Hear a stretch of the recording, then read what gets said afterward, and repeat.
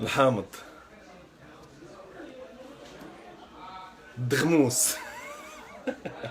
هذا كله حامض. الفوليوم ده كيطلع.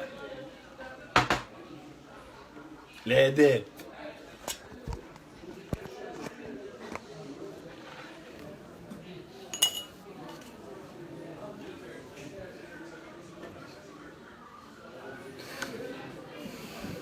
كنصحكم بهاد الوصفه هادي مزيانه كتنقي الذات مزيانه.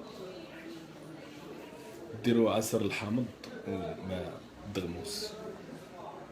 مزيانه هاد الحاله هادي،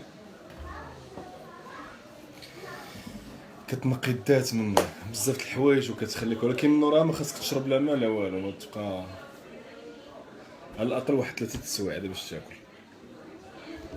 هذا ما كان. احبائي، باش كتفكركم هاد التصويره هادي؟ هذا هو صاحب المقوله. كنبغيكم كاملين الدراري الشباب.